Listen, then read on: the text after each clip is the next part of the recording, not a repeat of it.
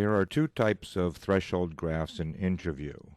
When you right-click on a line, you get to see all the thresholds for that one line in the same set of graphs. When you right-click on a device, there's also a threshold graphs option.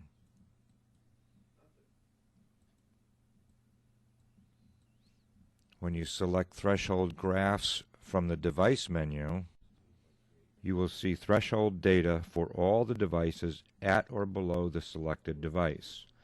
It displays one type of threshold data at a time, but for many devices. You can select just the devices attached to the selected switch, to see only switches, to see only devices, or to see all the devices. Additionally, you may constrain the graph to display only a certain number of worst-case devices. 255 is the maximum number of devices that will display in the graph. So I'm going to change this to be for 30 hours for a maximum of 20 devices. I want to see ping response time for all the devices. I click on Graph Now. So this is ping response time. These are 10-minute averages in this particular graph. If you are showing 20 or less devices, you'll get a legend in your graph. In order to get better visibility of the data, you may zoom in.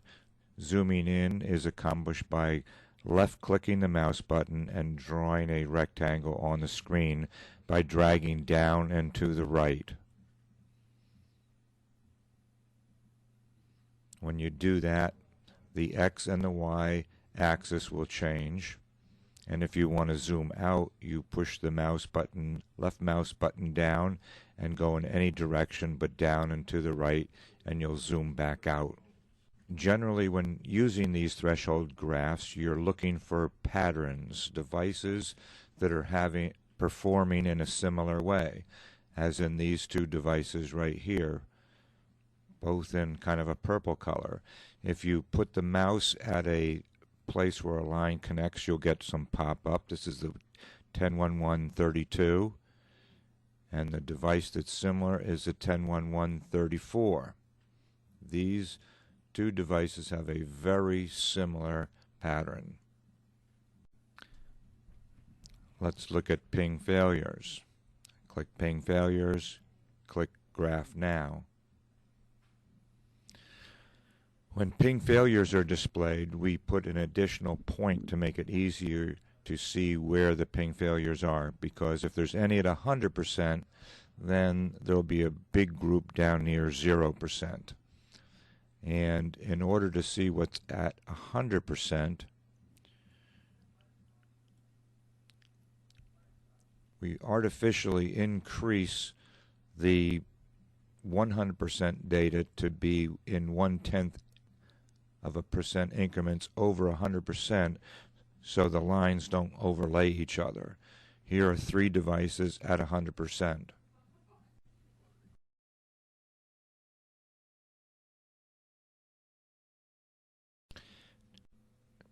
Now let's look at the ping failures just for switches.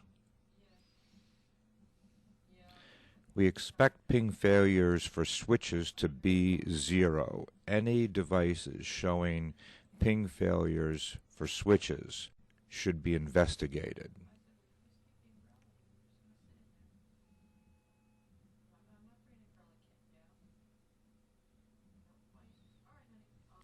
And now let's look at the received bandwidth, and let's look at the last 6 hours. And let's look at it for all devices. Click Graph Now. And we can see quite a big event happening here.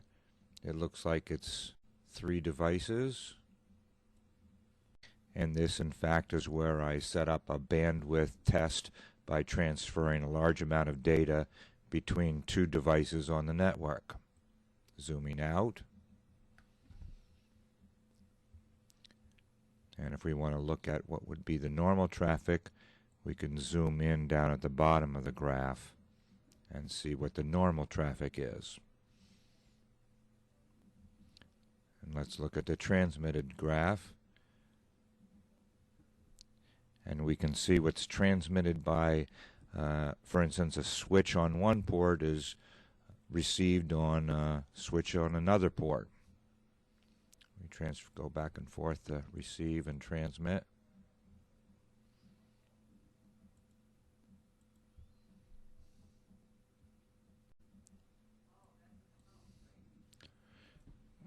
By going down in your network closer to where a problem is happening and using the multi-threshold graphs, you won't be influenced by other devices in other parts of the network.